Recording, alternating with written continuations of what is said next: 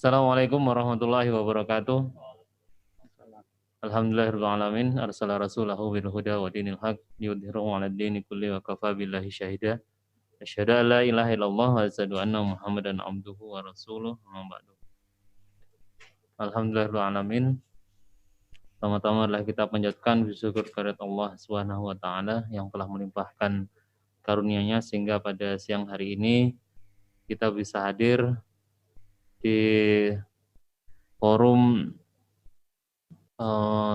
Zoom meeting dalam rangka untuk penyampaian pernyataan sikap dari pimpinan Pusat Muhammadiyah bidang hukum dan HAM dan kebijakan publik terkait dengan rancangan undang-undang Cipta Kerja dan kebijakan hukum yang terkait.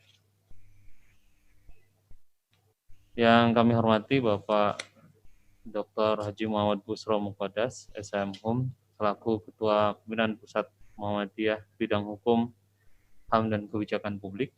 Yang terhormat Bapak Dr. Tresno Raharjo, SHMHUM, Ketua Majelis Hukum dan HAM, Pimpinan Pusat Muhammadiyah.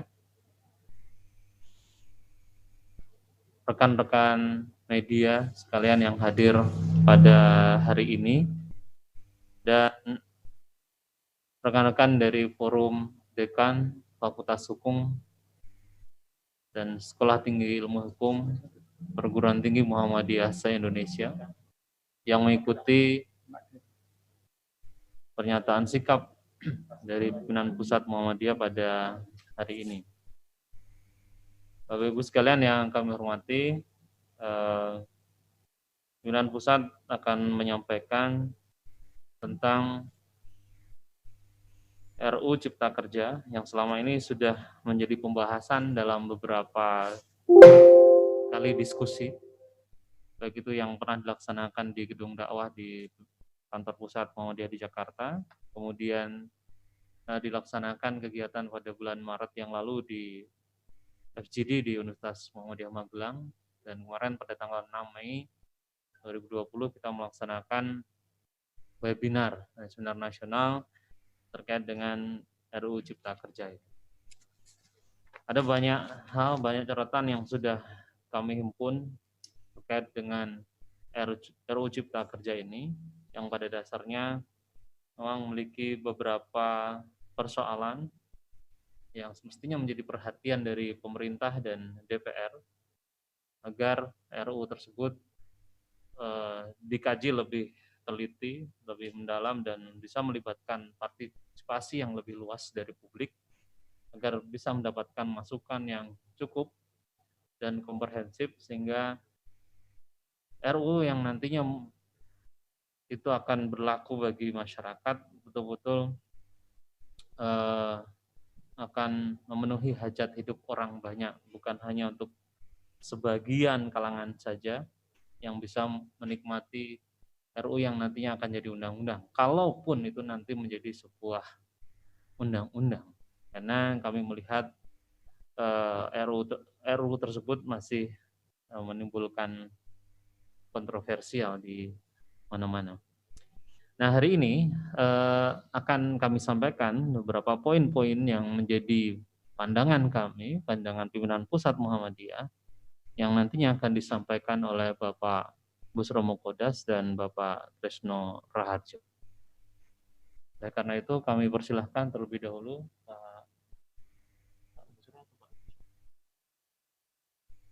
Pak Tresno dulu ya. Pak Tresno.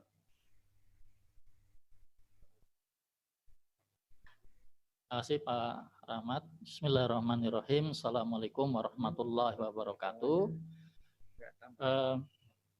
Kajian telah dilakukan oleh pimpinan Pusat Muhammadiyah bidang hukum dan HAM dan kebijakan publik bekerja sama dengan Forum Dekan Perguruan Tinggi Muhammadiyah Fakultas Hukum. Kajian-kajian telah dilakukan juga bersama dengan CSO di Jakarta. Kemudian juga telah dilakukan webinar dengan mengundang ahli-ahli Hukum, serta juga dari Dewan Perwakilan Rakyat, Pak Aziz Samsudin menjadi salah satu narasumber, sehingga kita juga sudah melibatkan pihak-pihak terkait untuk kajian untuk RUU Cipta Kerja.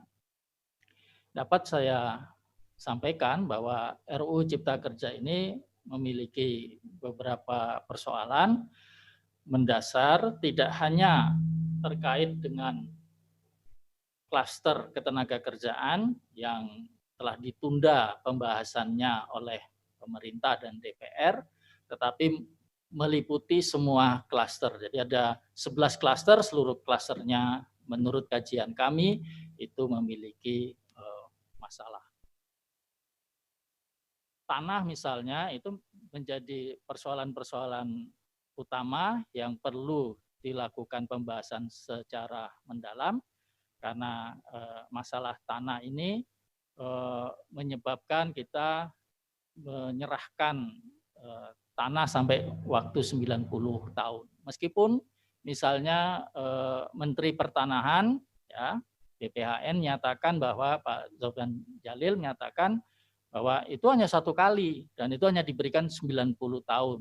Nah, ini kalau investasi itu dilakukan dalam jangka panjang dan melampaui waktu 90 tahun, lalu bagaimana nasib investor ketika dia tidak lagi memiliki tanah dan tanah itu kembali kepada negara. Itu jadi persoalan yang menarik untuk dibahas.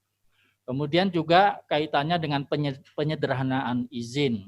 Ini menjadi persoalan karena izin kemudian dikembalikan semuanya ditata oleh pusat dan menyebabkan presiden ini memiliki potensi mendapatkan kewenangan yang luar biasa, sentralistik, dan apabila tidak hati-hati ini bisa menyebabkan otoritarian yang kembali muncul dalam pandangan kita semua.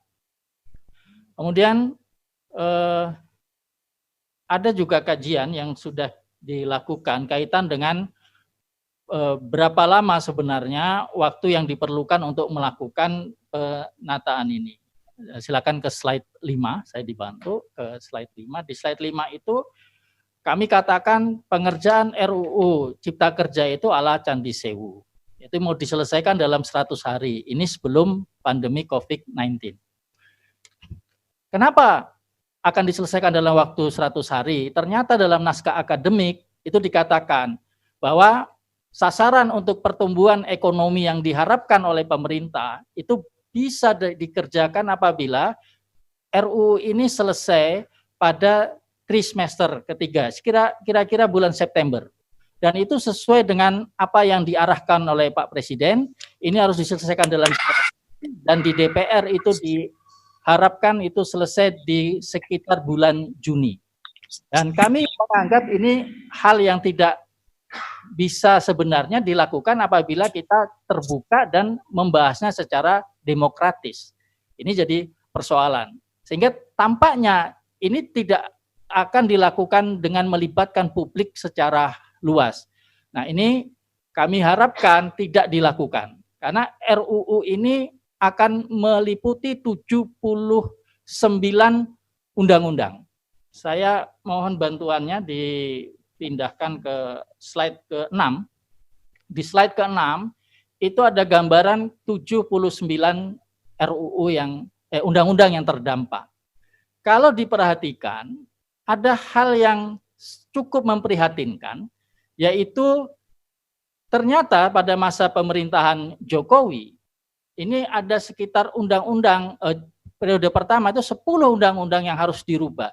Dan 5 undang-undangnya itu baru selesai dikerjakan pada tahun 2019. Coba bayangkan saudara-saudara sekalian, bagaimana mungkin kebijakan legislasi ini tidak memiliki cara pandang yang baik. Kita baru menyelesaikan dan menghabiskan anggaran yang cukup banyak di tahun 2009, tiba-tiba undang-undangnya itu menjadi tidak memiliki makna dan tidak berarti. This meeting is being recorded. Kemudian ada beberapa hal yang telah kami masukkan kaitannya dengan RUU Cipta Kerja ini, misalnya tentang penggunaan paten yang diatur agar tidak menjadi satu kewajiban untuk dapat digunakan langsung, dan ini menjadi sebuah persoalan karena tidak ada transfer teknologi. Apabila tidak ada transfer teknologi, hal ini akan menyebabkan kita tidak bisa mengembangkan penyediaan lapangan kerja. Apabila tidak ada pengembangan lapangan kerja, apalah makna dari RUU Cipta Kerja ini? Begitu pula pada aspek masalah lingkungan hidup, kita juga punya persoalan karena ternyata tidak diperhatikan dengan sungguh-sungguh masalah lingkungan hidup. Saya minta bantuan bisa dipindahkan ke slide 12. Masalah lingkungan hidup ini ada persoalan di mana kita sebenarnya di dalam konstitusi kita itu menegaskan bahwa kita memiliki hak untuk mendapatkan lingkungan yang sehat, bersih. Artinya konstitusi kita, Undang-Undang Dasar 1945 telah memberikan ruang yang baik bagi pemanfaatan lingkungan ini dengan sebaik-baiknya. Kemudian dalam RUU Cipta Kerja ini AMDAL tidak menjadi sesuatu yang urgent, tidak lagi menjadi hal yang penting dan bisa terabaikan. Kemudian pasal tentang sanksi, terutama strict liability, tidak lagi dapat diterapkan untuk korporasi dengan perjalanan yang ada saat ini, tentu sangat mengecewakan karena hal ini akan berakibat kepada tidak dapat dipidananya korporasi apabila melakukan pelanggaran terhadap lingkungan. Kemudian ada lagi persoalan yang penting, yaitu kaitannya dengan minerba. Dan ini akan masuk juga menjadi bagian kajian yang akan kami sampaikan. Di samping RUU Cipta Kerja adalah Undang-Undang Minerba, yaitu yang telah disahkan beberapa minggu yang lalu. Kalau kita berbicara tentang pengaturan, ini sungguh aneh. Ada dua rancangan undang-undang yang berjalan secara bersama-sama. Minerba itu diatur dalam RUU Cipta Kerja dan sekaligus juga ada dalam Undang-Undang Minerba yang baru disahkan. Ini tentu menjadi pertanyaan, bagaimana mungkin kita memiliki dua RUU satu kaligus pada materi yang sama. Kemudian kita mengetahui bahwa RUU Minerba yang telah disahkan ini cacat prosedur. Kenapa cacat prosedur? Karena RUU Minerba itu adalah carry over, diambil dari RUU yang belum selesai pada periode yang sebelumnya, tetapi ini belum sempurna dan seharusnya tidak memenuhi kriteria menjadi RUU carry over. Mengapa? Karena belum pernah ada pembahasan di Dewan Perwakilan Rakyat periode yang terdahulu. Nah, tiba-tiba sekarang dilakukan pembahasan yang begitu cepat dan disahkan. Kemudian, karena ini adalah inisiasi dari DPR, seharusnya ada DIM dari DPD. Sayangnya DIM itu tidak ada. Ini tentu melanggar keputusan Mahkamah Konstitusi yang mengharuskan ada DIM yang berasal dari DPD. Kemudian, tidak memberikan ruang yang cukup bagi BUMN ataupun BUMD di dalam menjalankan kegiatan-kegiatan dalam minerba. Ya.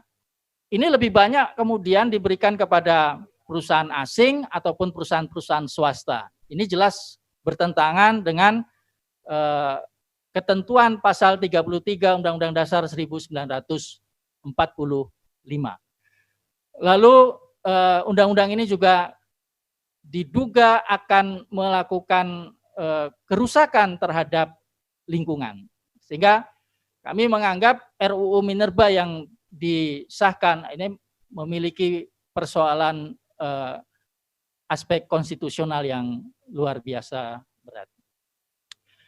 Nah, RUU Cipta Kerja dalam bidang investasi misalnya, ini juga punya persoalan karena daftar negatif investasi ternyata dibuka untuk masalah keamanan, pembuatan senjata maupun industri pertahanan. Yang ternyata kalau kita baca di dalam naskah akademiknya, justru ini harusnya ditutup. Tapi dalam RUU Cipta Kerja ini ternyata dibuka. Ini menjadi persoalan serius bagi pertahanan dan keamanan bangsa kita. Kemudian terkait dengan pendidikan itu juga ada persoalan karena di dalam pendidikan ini akreditasi tidak sertifikasi tidak diperlukan bagi dosen-dosen yang atau guru-guru yang berasal dari luar negeri, tapi untuk guru-guru di dalam negeri masih tetap melakukan sertifikasi. Kemudian tentang ijazah ini kemudian tidak juga bisa dikenakan sanksi pidana di dalam rumusannya. Nah, ini tentu menjadi kritik yang disampaikan bagaimana mungkin kita ini ingin mencegah agar orang tidak menyalahgunakan ijazah. Karena di negara ini banyak sekali orang menyalahgunakan ijazah. Makanya dia ada sanksi pidananya. Nah, sekarang dihapuskan oleh RUU Cipta Kerja. Kemudian kami akan menyampaikan juga pandangan terkait dengan Perpu nomor 1 tahun 2020 yang telah disahkan. Saya mohonkan bantuannya untuk bisa ditampilkan slide 22 ya, di slide 22. Di slide ini kami ingin membahas tentang Perpu ya. Di dalam Perpu ini ada untuk mengeluarkan Perpu ya, di slide 23 itu untuk mengeluarkan Perpu itu harus ada kegentingan yang memaksa, yang itu ditetapkan oleh putusan Mahkamah Konstitusi, haruslah kebutuhan mendesak menyelesaikan masalah hukum berdasarkan undang-undang, kemudian undang-undang belum ada sehingga terjadi kekosongan hukum. Sebenarnya kalau kita perhatikan dalam undang-undang tentang kebijakan stabilitas sistem keuangan untuk penanganan pandemik ini, tidak ada yang terlalu mendesak. Memang kalau dengan aspek-aspek yang terkait COVID-19, itu kita bisa katakan ini memang perlu dilakukan pengaturan. Tapi sebenarnya kita sudah punya yang namanya Undang-Undang Kekarantinaan Kesehatan. Artinya tidak ada yang kosong di situ. Yang kosong itu justru peraturan pemerintah dan peraturan menteri. Bukan di tingkat undang-undang dikeluarkan Perpu itu justru tidak perlu. Ya, yang diperlukan ada dikeluarkan PP maupun dikeluarkannya peraturan Menteri Kesehatan. Sayangnya pemerintah itu justru mengeluarkan PP tentang pembatasan sosial berskala besar. Yang justru ini hanya sebagian kecil saja PP yang harus disusun kaitannya dengan karantina kesehatan dan itu juga kurang tepat sasaran. Jadi sebenarnya tidak terlalu ada kekosongan hukum. Yang ada memang ini adalah aspek-aspek yang lebih banyak pada keuangan. Ya. Sayangnya kita juga menemukan di Perpu ini keuangan yang dihubungkan dengan COVID-19, ya, pandemi ini, itu tidak lengkap dibandingkan masalah penyelamatan perekonomian dan pemulihan perekonomian. Justru masalah perekonomian dan penyelamatan atau pemulihan perekonomian itu belum sampai pada tahap yang darurat. Kita masih tetap darurat kesehatan. Seharusnya inilah yang detail diatur di dalam Perpu tentang COVID-19 kalau ini dikeluarkan, tapi bukan masalah perekonomian nasional dan pemulihan perekonomian. Kalaupun nanti memang perlu dikeluarkan, saya kira pada waktunya, bukan saat ini. Sehingga kita melihat penanganan COVID-19 sangat tergopoh-gopoh dan tidak tepat sasaran.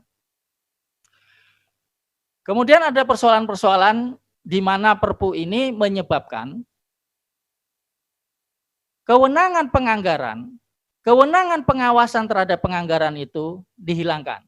Ya, ada di dalam pasal 27, kemudian DPR telah menyerahkan penganggaran itu kepada pemerintah, kemudian BPK tidak bisa melakukan pengawasan karena aspek yang disebut dengan kerugian negara tidak ada menurut Perpu ini, sehingga BPK kesulitan tentu melakukan fungsi-fungsinya.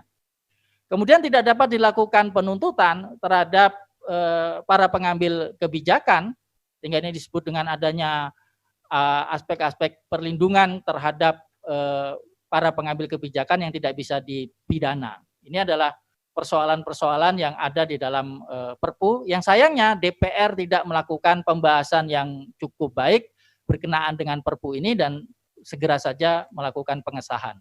Justru seharusnya DPR itu memerintahkan kepada pemerintah mengeluarkan peraturan yang lengkap kaitannya dengan kekarantinaan kesehatan. Terakhir, berkenaan dengan Perpres yang dikonsultasikan oleh pemerintah kepada DPR terkait dengan pelibatan TNI. Ya. Dalam Perpres ini TNI akan dilibatkan dalam penanganan tindak pidana terorisme. Saya bisa dibantu kaitannya dengan Perpres ini di slide ke-26 ya.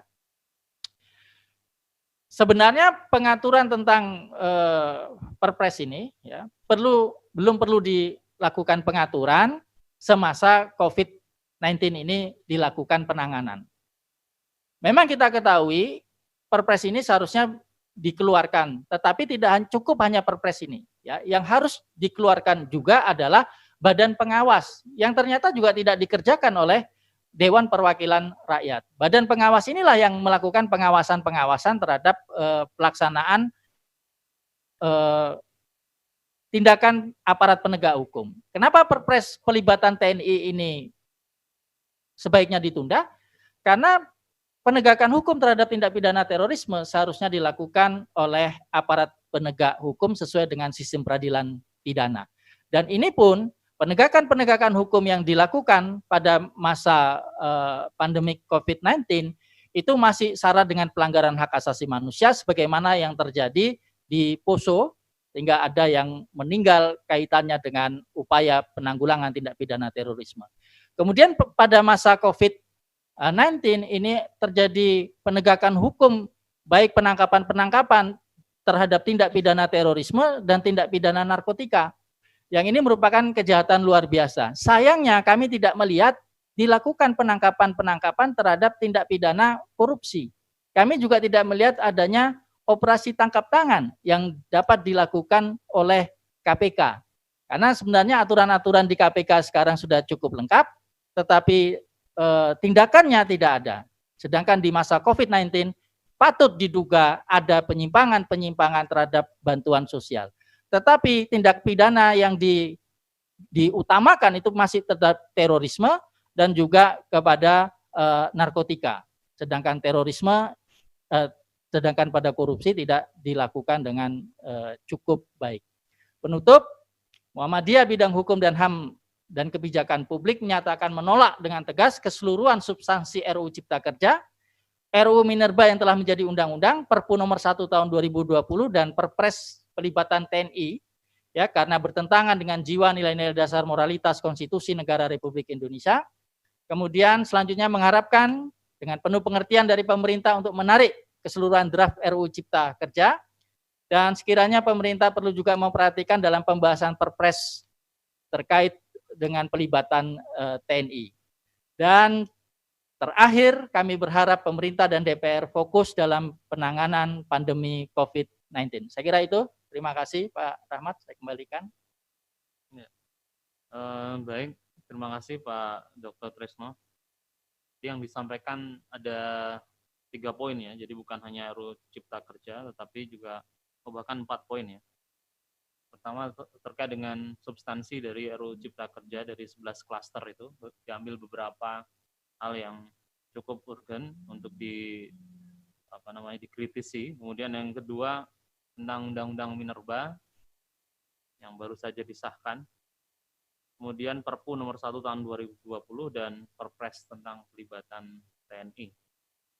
Sudah disampaikan seluruh poin-poinnya.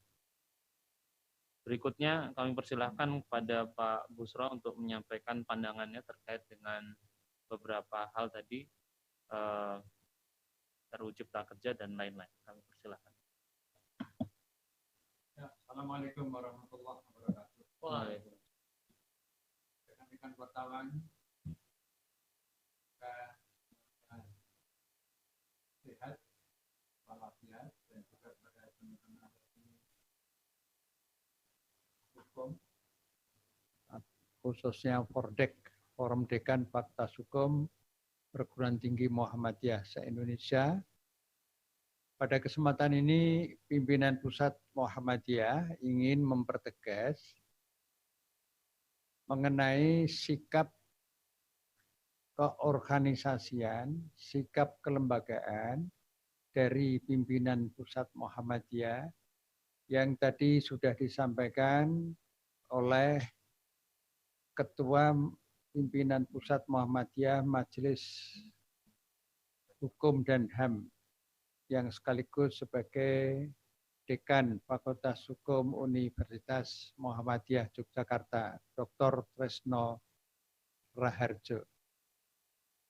Latar belakang mengenai pernyataan tersebut adalah bahwa Muhammadiyah selama ini selalu hadir, diminta atau tidak, hadir untuk menyelesaikan persoalan-persoalan, terutama persoalan-persoalan yang sangat fundamental, yang menyangkut kebutuhan dan hajat rakyat Indonesia, yang kebutuhan dan hajat itu dikuasakan oleh rakyat yang berdaulat berdasarkan Undang-Undang Dasar 1945 bab 1 pasal 1 ayat 2, di mana ditegaskan bahwa kedaulatan berada di tangan rakyat dan akan diatur menurut Undang-Undang Dasar ini. Nah, kedaulatan yang berada di tangan rakyat itu di dalam peraturan perundang-undangan kemudian diatur atau dikuasakan kepada lembaga negara. Negara sebagai representasi dari daulat rakyat mempunyai hak kewajiban untuk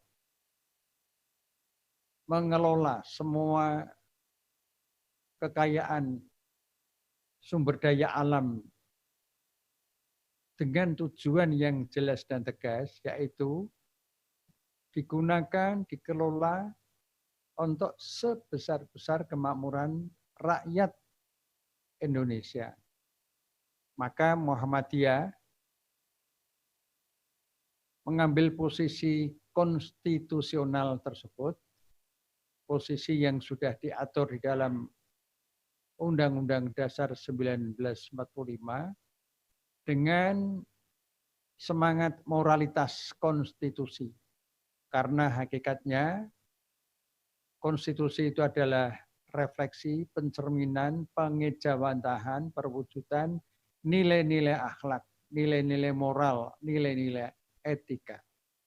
Atas dasar itu, maka pimpinan Pusat Muhammadiyah telah menyelenggarakan berbagai kegiatan yang tadi sudah disebutkan oleh Ketua Majelis Hukum dan HAM. Ada 3 tahapan kegiatan secara prosedural, secara demokratis, secara akademis, melibatkan unsur-unsur masyarakat sipil, lintas NGO yang kompeten sewilayah Jabodetabek, menghadirkan dosen-dosen senior yang kompeten di bidang sumber daya alam ini. Kemudian dilanjutkan dengan forum dengan FGD, Focus Group Discussion, yang diikuti kurang lebih oleh 40 fakultas, dekan fakultas hukum dan Sekolah Tinggi Ilmu Hukum Perguruan Tinggi Muhammadiyah se-Indonesia, dan sekaligus mengundang pakar-pakar senior yang kompeten, yang profesional dari Universitas Gadjah Mada, dari Brawijaya, dan lain-lain. Yang terakhir, kita menghargai DPR. Maka kami mengadakan webinar dengan mengundang unsur DPR dan hadir dalam kesempatan tersebut. Atas dasar hal-hal itu, maka sekedar mempertegas saja bahwa tahapan-tahapan yang ditempuh oleh pemerintah bersama-sama dengan pimpinan dan anggota DPR, terutama anggota DPR yang hadir, itu mencerminkan praktek politik legislasi yang seharusnya berbasis pada moralitas konstitusi sebagai kristalisasi nilai-nilai moral bangsa, justru berbalik menjadi kepentingan dari sebuah kekuatan yang kekuatan ini sering disebut dengan dua oligarki, oligarki bisnis dan oligarki politik. Dua oligarki inilah yang kemudian menimbulkan akibat destruktif. Akibat itu apa? Yaitu state capture corruption.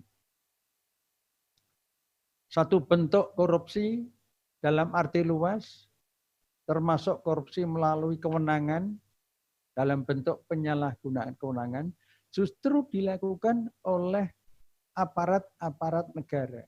Justru dilakukan oleh pejabat-pejabat negara, termasuk pemerintah tentunya.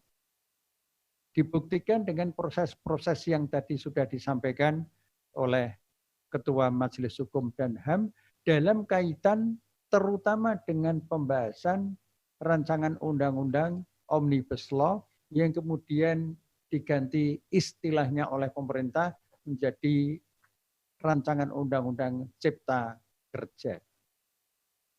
Nah, pimpinan Pusat Muhammadiyah melalui surat yang ditandatangani oleh Ketua Umum dan Sekretaris Umum sudah cukup lama, kira-kira hampir 2 bulan yang lalu, berkirim surat secara resmi sebagai pemenuhan tata krama dan beretika dalam berdemokrasi.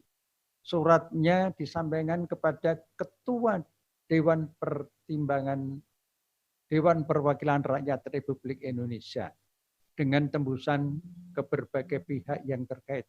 Yang intinya bahwa karena bangsa terutama masyarakat Indonesia sedang berada dalam posisi yang katakanlah termarginalisasi, katakanlah sedang terdesak oleh kebutuhan sebagai dampak dari pandemi COVID-19, maka hendaknya DPR bersama pemerintah memberhentikan pembahasan RUU Omnibus Law tersebut. Surat pasti sudah diterima. Sebagaimana surat yang sebelumnya juga kami kirimkan ke kementerian yang lain juga sudah kami kirimkan. Namun surat sebagai perwujudan dari tata krama yang kami penuhi itu ternyata diabaikan oleh pemerintah bersama DPR, dan DPR memutuskan paling tidak 2 hal. Pertama, RUU Omnibus Law akan tetap terus dibahas. Yang kedua, RUU Minerba justru didahulukan. Padahal RUU Minerba ini bagian tak terpisahkan dengan RUU Omnibus Law atau RUU Cipta Kerja.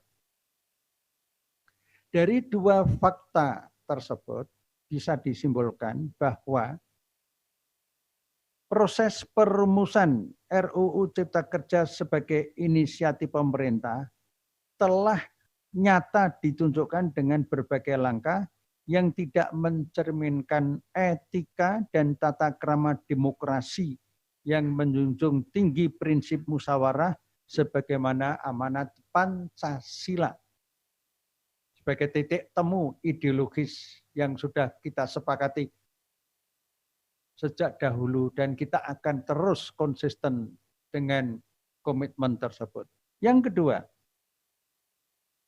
demokrasi yang menuntut jiwa besar dalam bentuk memberikan peluang sebesar-besarnya terhadap elemen masyarakat sipil seharusnya ditempuh dengan sikap politik yang mencerminkan kejujuran, keterbukaan, kesetaraan, dan dialogis oleh pemerintah bersama DPR dalam seluruh proses politik. Seharusnya demikian yang dilakukan oleh pemerintah bersama DPR itu. Forum FGD Nasional, Dekan-Dekan Fakultas Hukum Perguruan Tinggi Muhammadiyah bersama Sekolah Tinggi Ilmu Hukum Muhammadiyah. Kemudian melalui 3 tahapan tadi, berkesimpulan bahwa substansi RUU Cipta Kerja secara fundamental bertentangan dengan jiwa dan nilai-nilai dasar pembukaan Undang-Undang Dasar 1945. Bahkan tidak mencerminkan, saya garis bawahi, saya ulang lagi, bahkan tidak mencerminkan kepekaan dan keberpihakan kepada realitas kesenjangan ekonomi dan politik sebagai dampak dari ketidakadilan sosial. Maka atas dasar hal-hal tersebut, pimpinan Pusat Muhammadiyah telah memberikan sikap sebagaimana yang tadi sudah disampaikan, yang pada intinya menolak dengan tegas pembahasan RUU Omnibus Law tersebut karena substansinya bertentangan dengan hal-hal yang sangat fundamental yang tadi disebutkan di atas. Dan segera ditarik naskah tersebut oleh pemerintah karena inisiatif datang dari pemerintah, dan selanjutnya melibatkan unsur-unsur masyarakat sipil ketika akan melakukan tindak lanjut mengenai RUU yang terkait dengan kebutuhan-kebutuhan negara yang berbasis kepada kebutuhan rakyat. Demikianlah sikap pimpinan Pusat Muhammadiyah. Mudah-mudahan mendapatkan perhatian dari Presiden Republik Indonesia dan pimpinan serta anggota Dewan Perwakilan Rakyat Indonesia, sekaligus ketua-ketua fraksi, bahkan juga ketua-ketua umum Dewan Pimpinan Pusat partai-partai politik di Indonesia. Demikianlah. Assalamualaikum warahmatullahi wabarakatuh. Waalaikumsalam.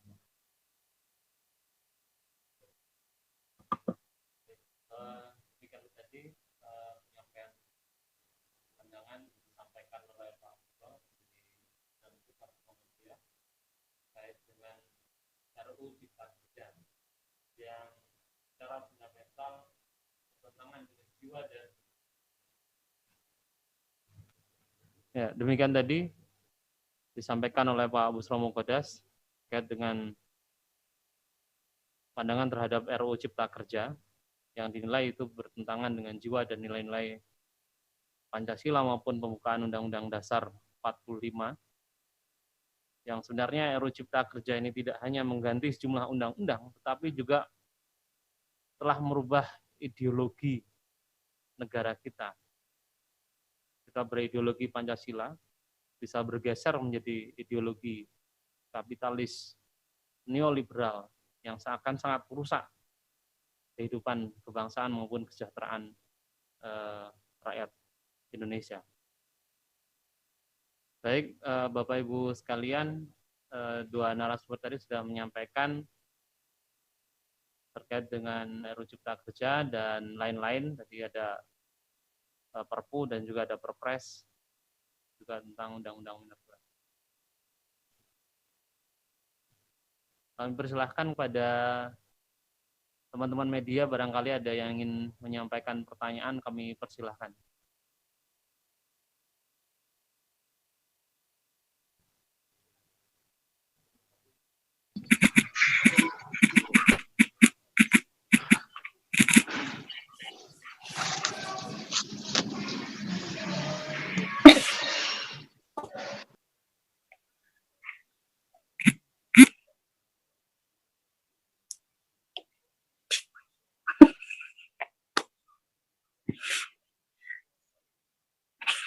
Teman-teman forum depan barangkali yang ada yang menyampaikan?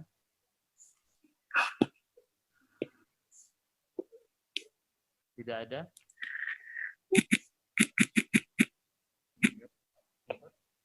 Baik, kalau memang tidak ada pertanyaan dari teman-teman media, saya kira pernyataan sikap dari Pimpinan Pusat Muhammadiyah bidang Hukum dan HAM serta Kebijakan Publik kami nyatakan selesai. Kami cukup sampai di sini. Terima kasih atas seluruh kehadiran rekan-rekan di forum Zoom meeting ini. Mudah-mudahan pertemuan kita bermanfaat untuk perbaikan bangsa dan negara kita. Terima kasih. Mari kita tutup dengan baca hamdalah. Alhamdulillahirabbil alamin. Billahi taufiq wal hidayah. Assalamualaikum warahmatullahi wabarakatuh. Waalaikumsalam.